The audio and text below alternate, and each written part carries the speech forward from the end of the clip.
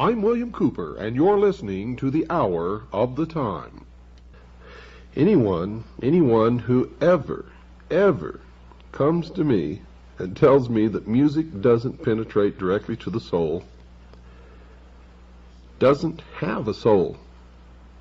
I mean, that's the only interpretation I could ever make to any statement like that made by anyone. Tonight, folks, we've got to get you back into the stream. And the way I do that is I quit telling you about my research and I quote exactly from the horse's mouth, so you'll know that what you're hearing on this program, The Hour of the Time, is not being made up by me or anyone else. And it's there for anyone to find if you'll just get off your butts and go to the library and start digging and looking and searching and reading and quit listening to what you're told, including what you're told on this show. Remember, my admonition is not to ever believe anything you hear from the mouth of anyone or that you read from the book written by anyone or from Dan Rather on the 6 o'clock news or the President of the United States or Chuck Carter, Tom Valentine, Rush Limbaugh, the man who's sitting on half of his brain, or indeed from even your own mother. For folks, the deception in this world right now that's being promulgated in order to bring about a one-world totalitarian socialist government is so deep that you better be standing on a stump or you might drown. Alice Bailey, folks, one of the key members of the New Age religion, wrote this. Quote, "There is no question, therefore, that the work to be done in familiarizing the general public with the nature of the mysteries is of paramount importance at this time.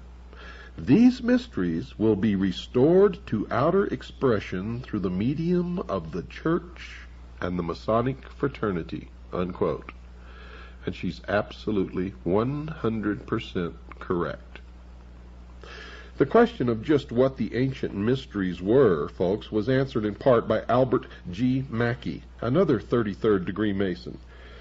He wrote a 2-volume work entitled Encyclopedia of Freemasonry, and he wrote this under the subject of the ancient mysteries. Quote, "Each of the pagan gods had, besides the public and open, a secret worship paid to him to which none were admitted but those who had been selected by preparatory ceremonies called initiation.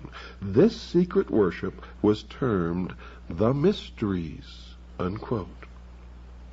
The student of the Masonic order can know that when Mr. Mackey writes, his writings can be relied upon. He is considered to be one of the premier Masonic authors of all time. These are the comments from the biographical information presented on Mr. Mackey in the front of his encyclopedia. Quote, "His writings are universally esteemed for their sincerity, honest records, and common sense. He was a leader in research who valued accuracy," unquote. Carl Cloudy, another Mason who writes on the subject of the Lodge, also has words of praise for Mr. Mackey. Quote, "He was one of the greatest students and most widely followed authorities the Masonic world has ever known," unquote. And in his book entitled Introduction to Freemasonry, he praised Mr. Mackey with these words. Quote, "Albert Gallatin Mackey, one of the greatest students and most widely followed authorities the Masonic world has known. He is the great master of Freemasonry," unquote. So Mr. Mackey certainly can be believed when he tells his readers that the worship of pagan gods had a secret, non-visible worship besides the public one. The reader can believe him when he identifies the name of this secret worship. He told his readers, quote, "This secret worship was termed the mysteries," unquote. Another who has written about the subject of the ancient mysteries was Manly P. Hall, another 33rd degree Mason whom I have quoted extensively before in this series. He has written in his book entitled What the Ancient Wisdom Expects of Its Disciples. Quote, In the remote past, the gods walked with men, and they chose from among the sons of men the wisest and the truest. With these specially ordained and illumined sons, they left the keys of their great wisdom, which was the knowledge of good and evil. These illumined ones founded what we know as the ancient mysteries, unquote. Now, in case you weren't listening there, this is a dead giveaway and an admission that the gods that walked with men were known, at least in the Bible, as Satan. For he says here, and I'm going to read this again for you folks, because I know some of you just didn't pick it up, because I know how the minds of the sheeple operate. And there's a lot of sheeple listening. There's also a lot of people listening who aren't sheeple. And they know that I'm not talking to them. If the word sheeple applied to you makes you angry, then folks, it is an indication that it fits you like a shoe, like a glove, that you are indeed one of the sheeple. Let me read it again. Quote, with these specially ordained and illumined sons, they left the keys of their great wisdom, which was the knowledge of good and evil. According to the Bible, the knowledge of good and evil was imparted to Adam when Satan enticed Eve to eat of the fruit of the tree of knowledge, and she in turn enticed Adam. And what was the fruit of the tree of knowledge? It was the knowledge of good and evil. It was forbidden for man to know that. Now, I'm not making judgment on any of this. I'm just telling you what my research says. Remember, this is not a religious program. And while I, myself, personally, have my own idea of what my own religion is, I am in no means trying to foist it off on anyone else. Let me continue. He wrote, and we're talking about Manly P. Hall, 33rd degree Freemason, he wrote additional comments about these mysteries in another of the books he has written called The Secret Teachings of All Ages. And I would urge you, if you can afford it, to buy that book. It's a very expensive book. I have a copy of it in my library. It cost me $150, and it was worth every single penny of it, I can assure you. Quote, the arcana, defined as being a secret or hidden knowledge of the ancient mysteries, were never revealed to the profane, defined as those not initiated into the inner mysteries, except through the media of symbols.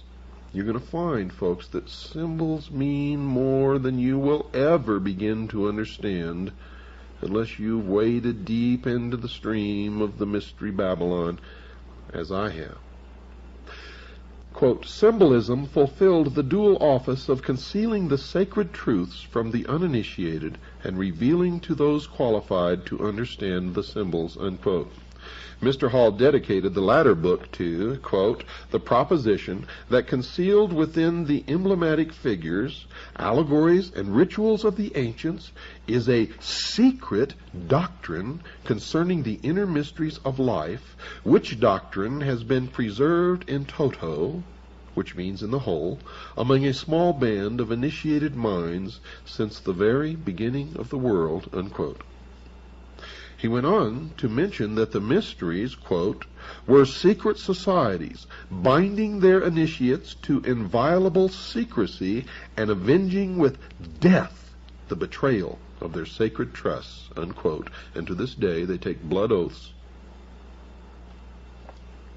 Mr. Hall told the reader that no one is to know the identity of those who have received the secrets. In fact, he wrote, quote, the true adept and initiate shall reveal his identity to no man unless that one is worthy to receive it, unquote. He further explained where some of these initiates lived when he wrote, quote, no reasonable doubt can exist that the initiates of Greece, Egypt, and other ancient countries possessed the correct solutions to those great cultural, intellectual, moral, and social problems which in an unsolved state confront the humanity of the 20th century, unquote. He further amplified that thought when he added this, quote, Neoplatonism, defined by Mr. Hall as a school founded by Plotinus around 240 A.D., concerning itself with the problems of metaphysics, which he calls the study of knowledge, recognizes the existence of a secret and all-important doctrine which from the time of the earliest civilizations had been concealed within the rituals, symbols, and allegories of religions and philosophies." Unquote. So, in summary, it is possible, folks, to understand what these ancient mysteries were. And there appears to be at least 4 truths gleaned from the information provided in the comments made previously, and these truths appear to be: 1. The ancient mysteries had 2 forms of worshiping the same God. 2. The knowledge of the true God was reserved for those who had been entrusted with the secrets, and not for those whom they call the profane. 3. Those who understood those secrets were sworn to the strictest secrecy. And 4. Those who had knowledge of the secrets claimed to possess all of the answers to all of the problems of mankind. Now, there was an additional secret for the secret bearers. They had to be initiated in a private initiation ceremony. Albert Pike, General Albert Pike, a Southern Confederate general during the Civil War, wrote this, quote, "Initiation was considered to be a mystical death, and the perfect epoped was then said to be regenerated, newborn, restored to a renovated existence of life, light, and purity," unquote. In fact, folks, this, quote, newborn, unquote, experience is similar to the experience the, quote, born again, unquote, Christians go through. The Christians call their experience a second birth, just as the Masons do. In fact, Albert Pike calls a similar ceremony a, quote, born again, unquote, experience, and he wrote this, quote, "In the Indian mysteries, the 3rd degree, the initiate is said to be born again," unquote. The ceremony in the ancient mysteries has been described by the Masonic writer Manly P. Hall. Quote, "In the ancient system of initiation, the truth seeker must pass through a second birth, and those who attained this exalted state were known thereafter as, quote, the twice born," unquote. This new birth must be personally earned through a complete regeneration of character and conduct, unquote. This new birth ceremony involves a symbolic death, according to the Mason Kenneth Mackenzie, and he wrote this, quote, "In the ancient mysteries, the aspirant could not participate in the highest secrets until he had been placed in the coffin. In this, he was symbolically said to die, and his resurrection was to the light," unquote. Now remember, I told you about the initiation that George Bush underwent in the crypt, also known as the tomb, the skull and bones, the Brotherhood of Death at Yale University. This is what they're talking about. During a press conference, a reporter asked George Bush if he was a Christian, and he replied thusly, quote, "If you're asking if I have been born again, the answer is yes," unquote. And indeed, he had. Modern-day Masons participate in an almost similar ceremony to the one described by these Masonic writers. In the 3rd degree, called the Master Mason degree, inside the Blue Lodge, the candidate is actually knocked off of his feet by several of the Masons in attendance. He is wrapped up in a blanket and moved to the western end of the temple. There, after further ceremony, he is raised up by a grip called the Master's Grip, or the Grip of the Lion's Paw. Those who learned the mysteries also learned that they had a secret project, one that was described by Albert Pike in his book entitled Morals and Dogma. Mr. Pike wrote this, quote, "Behold our object, the end, the result of the great speculations of antiquity, the ultimate annihilation of evil and restoration of man to his first estate by a Redeemer, a Messiah, a Christos, the incarnate Word reason or power of deity, unquote. I urge you all, if you can find a copy of Morals and Dogma by Albert Pike, to purchase it, take it home, and read it. Mr. Hall told his readers that those who had been initiated into the mysteries were the secret power behind the governments of the past. He wrote this about these ancient initiates in his book entitled What the Ancient Wisdom Expects of Its Disciples. Quote, "They are the invisible powers behind the thrones of earth, and men are but marionettes dancing while the invisible ones pull the strings. We see the dancer, but the master mind that does the work remains concealed by the cloak of silence," unquote. Remember, I told you folks that if you don't open your mind, and if you don't quit believing dogma, if you don't quit believing what people tell you, if you don't stop believing what Dan Rather tells you on the 6 o'clock news, or your local minister down at your church, or your mother, or the President of the United States, and if you don't start digging to find the truth yourself, you, the sheeple, are the marionettes dancing while the invisible ones pull the strings.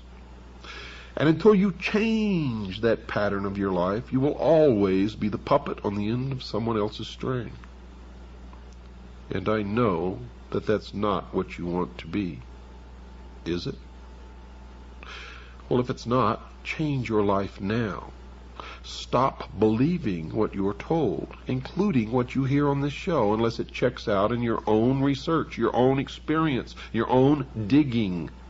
Each of us must find our own truth. And if we are really looking and digging, we're ultimately going to come to something near the same truth for all of us. And I can tell you now that most of us have been living in fantasy land for all of our lives. We don't even know anything near what the truth of any matter is. And we must begin an honest search, starting from the beginning, wiping the slate clean, cleansing our mind, and looking at the world, beginning again, as though through the eyes of a newborn child. And you will find that most of what you've ever been taught in your entire life is a lie. Is a lie. Other writers, folks, have confirmed the thoughts of Mr. Hall. A Masonic scholar named George Steinmetz also acknowledged that these mysteries exist and that some of the members inside the Masonic lodges are custodians of the secrets. He has written this in his book entitled Freemasonry, Its Hidden Meaning.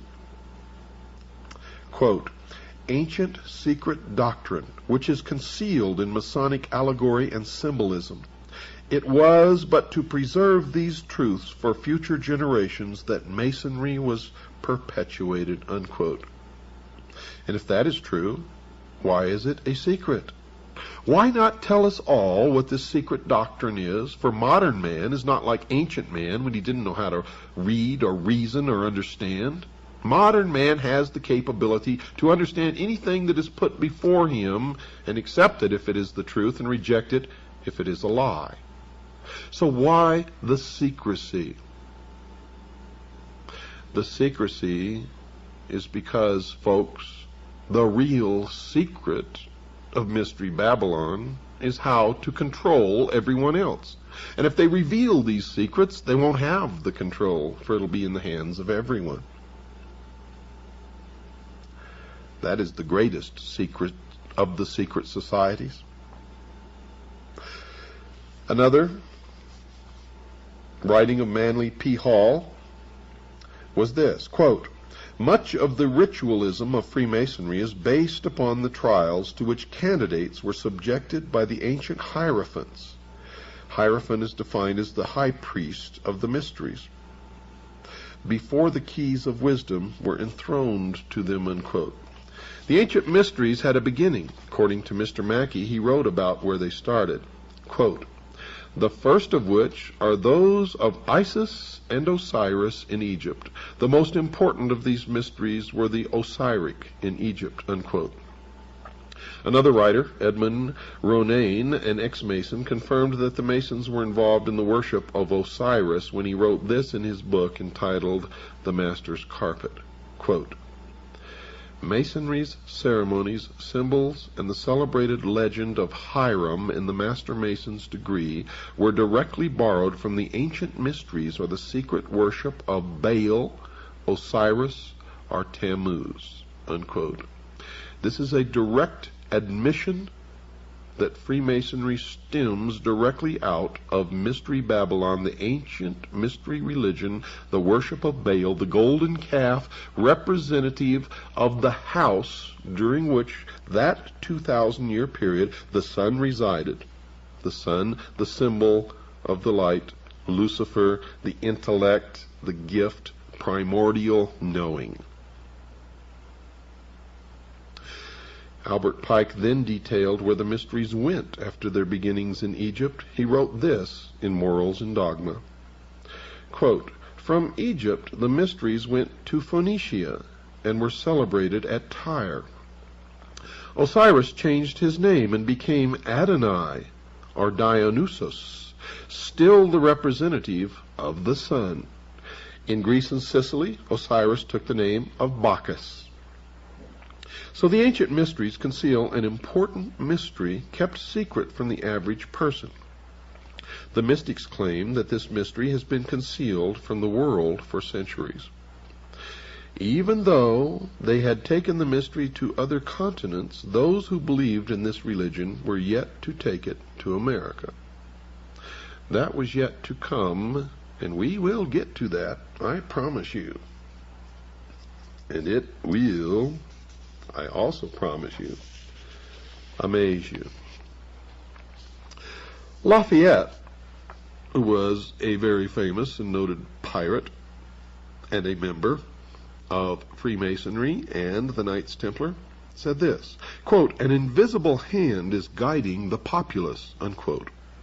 Arthur Edward Waite, a prolific writer on secret societies, has written this, quote, Beneath the broad tide of human history there flow the stealthy undercurrents of the secret societies, which frequently determine in the depths the changes that take place upon the surface, unquote. Another who wrote about the power just underneath the surface was President Woodrow Wilson, President of the United States of America, who made this startling statement. He made this statement, yet it was ignored. But it should never go ignored from this point forward.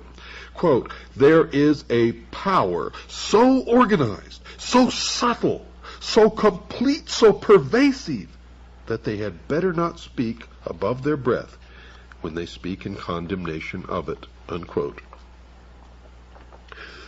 So these two writers have warned America that secret societies had been arranging the major events of the past, and President Wilson warned those who were quick to condemn these organizations that they had better be cautious. Albert Pike also connected the secret societies with a secret belief in his book entitled Morals and Dogma. He wrote that all secret orders and associations, quote, now remember, he says, all secret orders and associations, quote, had two doctrines, one concealed and reserved for the masters, the other public, unquote. Now, one such secret society with two doctrines was the Illuminati, and Professor Weishaupt, its founder, boasted of his organization's secrecy. He realized that this secrecy would enable them to decide the fate of nations, and because their deliberations were secret, no outsider could interfere. He wrote this, quote, The great strength of our order lies in its concealment. Let it never appear in its own name, but always covered by another name and another occupation, unquote. Weishaupt later wrote about that secrecy in a letter to a fellow member of the Illuminati. Quote, Nothing can bring this about but hidden societies. Hidden schools of wisdom are the means which will one day free men from their bonds. Princes and nations shall vanish from the earth." Unquote. Folks, don't go away. We've got to stop for a break. I'll be right back after this very short pause. Don't forget, folks, this Monday night, March 15th, from 8 p.m. to 11, I'll be at the Lafayette Hotel at 2223 El Cajon Boulevard in San Diego, California. That's this coming Monday night, Monday, March 15th, at 8 p.m. till 11. I'll be at the Lafayette Hotel at 2223 El Cajon Boulevard in San Diego, California. I'll be giving a 3-hour presentation entitled The Sacrificed King. This is on the Kennedy assassination. I'm going to have footage there that you've never seen before. I'm going to show you the direct, and I mean direct, absolute occult connection to the Kennedy assassination. I'm going to tell you what group killed our president, murdered our president, if you will. I'm going to show you the footage of what Dealey Plaza really is, so that you'll see that this is not just an innocent park in the city of Dallas. I'm going to show you where Dallas really is and what the occult significance of its location means. And when you leave there, folks, you're going to understand more about the workings of the world and who assassinated our president and why than you ever have before. You're also going to see that Oliver Stone knew all of this and chose to deceive the American people, because he is one of those who are bringing about the New World Order. And his movie, JFK, was designed to convince all of us that our government doesn't work, that constitutional government can't work, that it's turned against us. And it's not true, folks. Our constitutionally instituted and established government had absolutely nothing to do with the Kennedy assassination, as all of those who show up on Monday night, March 15th, 8 p.m. will find out. Now, if you're not a CAGI member, you can purchase your tickets in advance. And one of the places is the Controversial Bookstore in San Diego. It's also a place where you can get some of the books that are banned or hard to get or are suppressed that you need in your personal library in order to understand all of what you're learning on this show and a lot of what you're never going to hear on this show, simply because there isn't enough time. And all of you should be engaged in your own private research looking for the truth. Now, if you'd like to call and find out about this conference, which actually starts on Friday and goes through the whole weekend, there's a lot of Looney Tune people there spouting a lot of BS and disinformation and crap and just out-and-out lies. And there are some people there who are valiantly, as I am, trying to get the truth out and inform people. But here's the number in case you'd like to call, in case there are some of the speakers that you'd like to go and listen to during that weekend. The number is 619-492-8588. That's 619-492-8588. Well, folks, you've heard all through this series of broadcasts about a group of men, supposedly with the only truly mature minds in this world, who are going to set up a utopia on earth, a heaven on earth, if you will. And that they're the ones who are going to rule through a benevolent despotism. And they call this utopia the Great Society, the New World Order, the utopian philosophy, all of these things. Now, Lyndon Baines Johnson was a member of this secret society. He was, in fact, a 33rd degree Freemason, and his great society that he envisioned was exactly what we're talking about here. And you can see that Johnson, a great socialist, a Marxist, secretly, set us on the road to socialism by setting up this great welfare state, which he called the Great Society. It's one and the same, folks. It's the same. George Bush's New World Order is the same. The New World Order that our forefathers envisioned was the same. The Great Society talked about during the Peasants' Revolt in England was the same. The same that is coming unless we wake up to stop it. And you can see by the welfare state how well it really works. It doesn't work at all. It never will work. It can't work. These people are Looney Tunes. If you believe the exoteric version of what they intend to bring about. You see, they have no intention of bringing about a utopia, a heaven on earth, a great society, not at all. That's to lure the unwary, the foolish, the great mass of followers that make up the lower degrees of this secret society, so that they will support the completion of the great work, the plan. They really intend this to be something along the lines of what Hitler attempted to establish. They talk about it in terms of a great cleansing, where certain religions, certain peoples, certain races will literally be eliminated from this earth. And they are convicted through their own words, ladies and gentlemen, as you are hearing tonight, you've heard in other broadcasts.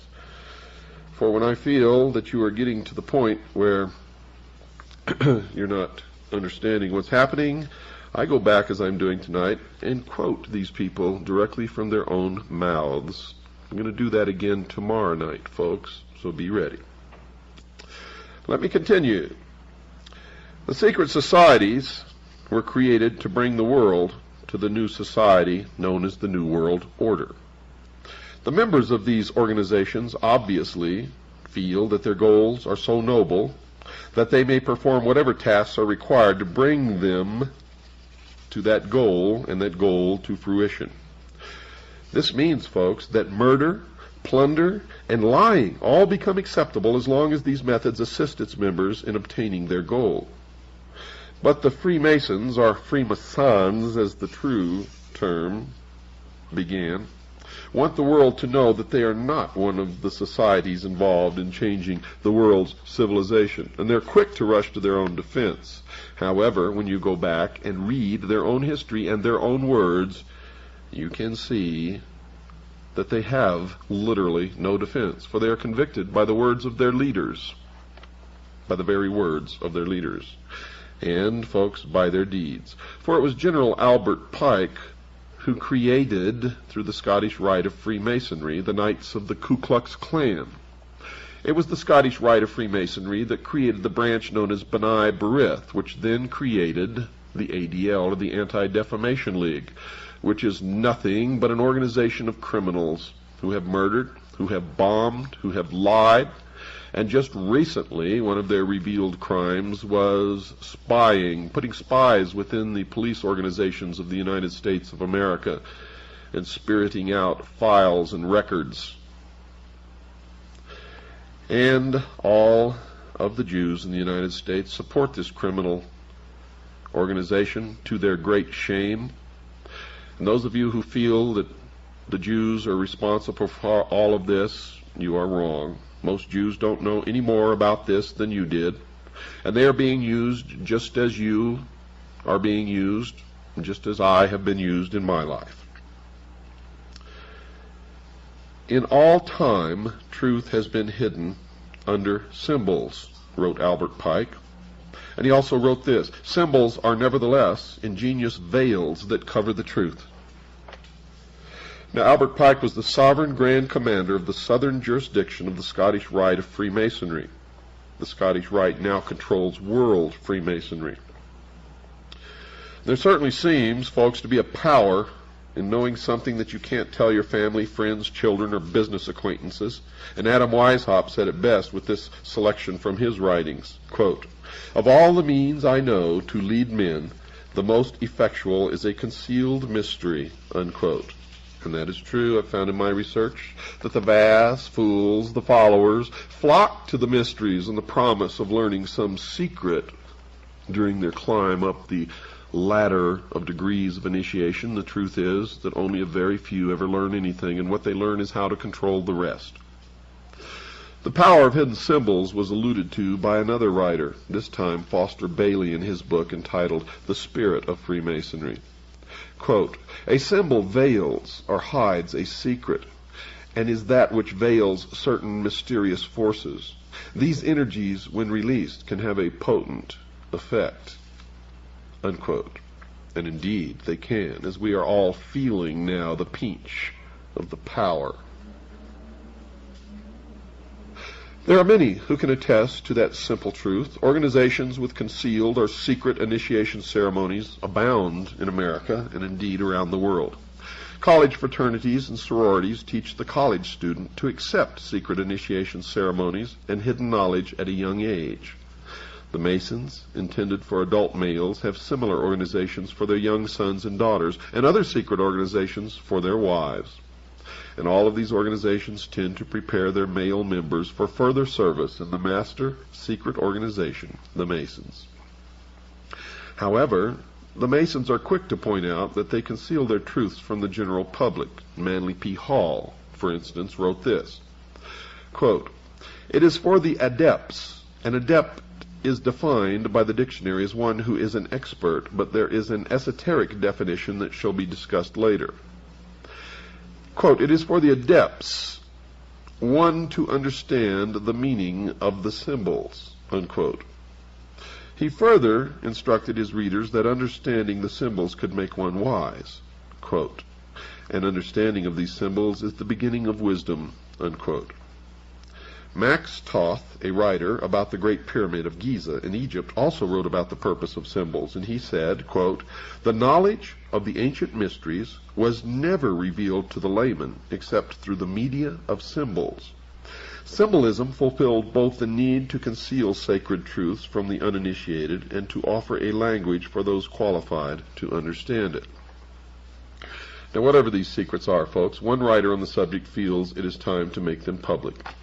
Alice Bailey, one of the key writers supporting the New Age movement, wrote this, quote, the hour for the ancient mysteries has arrived.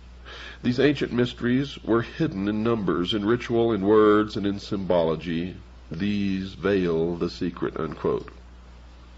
Another writer who writes on the order, Carl H. Cloudy, told anyone who read the Masonic literature that he had best understand the language or they would miss the true meaning of the words. He wrote, quote, he who hears but the words of Freemasonry misses their meaning entirely, unquote.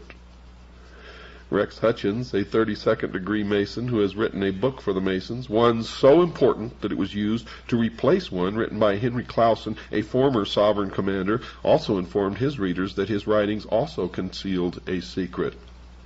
Quote, the word reveal means to reveal. That is, to give one explanation and yet continue to maintain the mystery of the symbol by not explaining it in a full and complete manner, unquote. So the language code must be broken if one is to learn the truth about the Masonic order.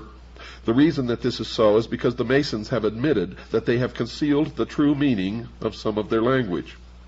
However, it is possible, folks, to know the true meanings of at least some of the hidden language, and the listener can be certain that the discovered interpretations are correct because the Masons themselves have revealed the hidden meanings of some of their symbols in some of their own literature.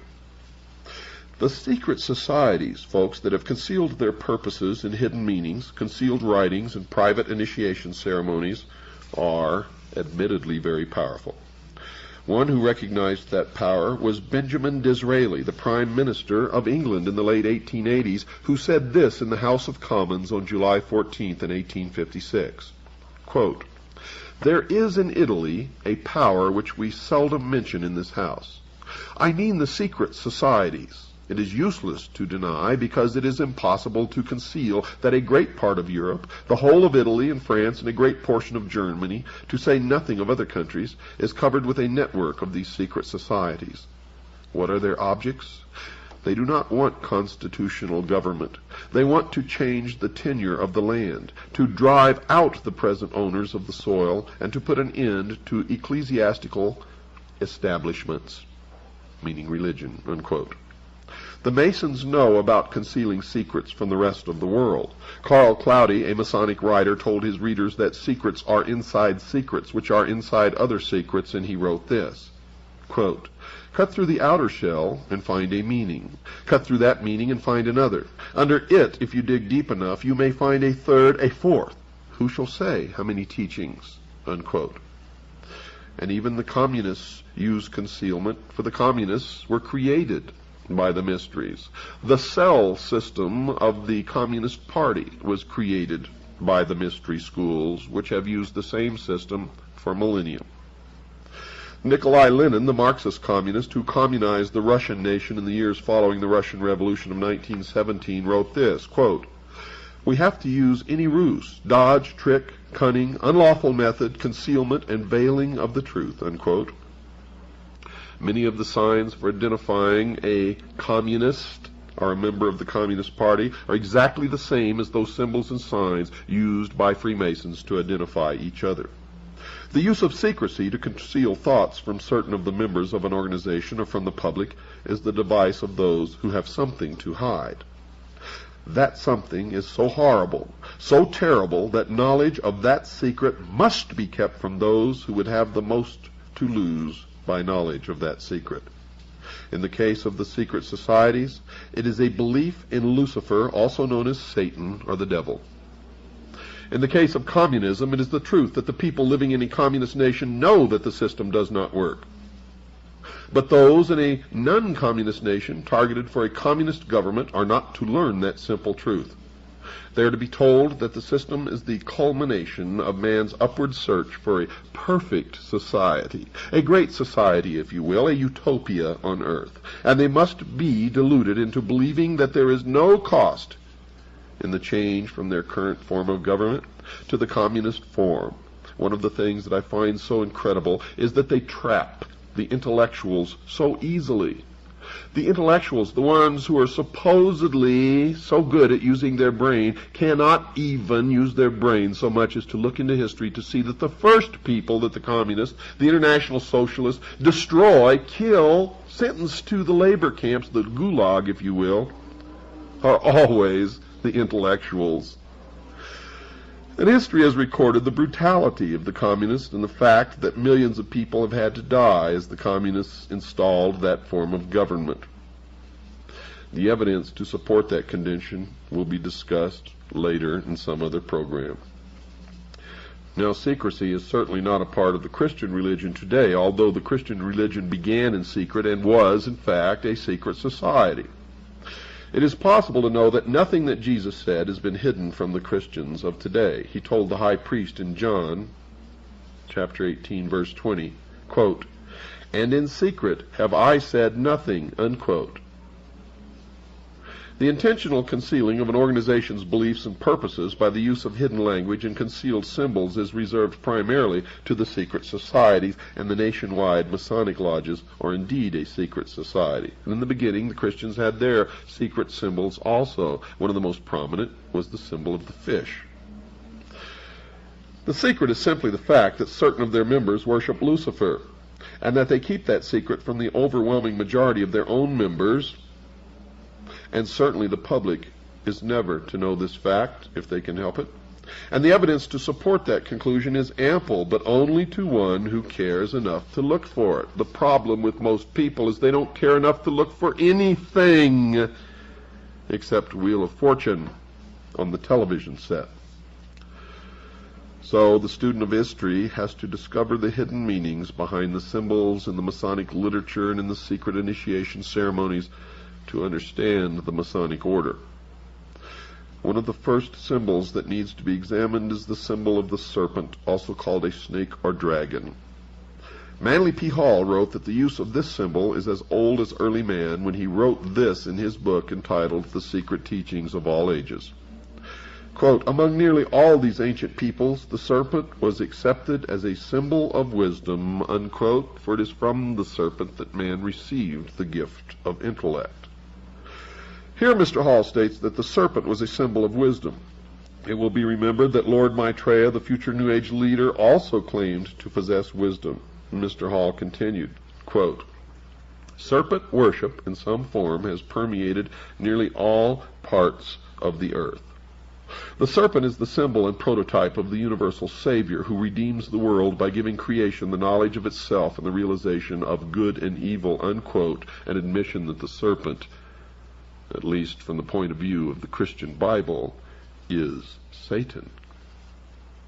And then Mr. Hall links the serpent with the ancient mysteries previously discussed. He continues with the comment that the serpent was worshipped by the priests of that religion. Quote, the priests of the mysteries were symbolized as a serpent, sometimes called Hydra, unquote. And then he pointed out that the ancient mysteries have been passed on to various other cultures and that they have been brought forward to the present day. Folks, we'll continue this tomorrow night.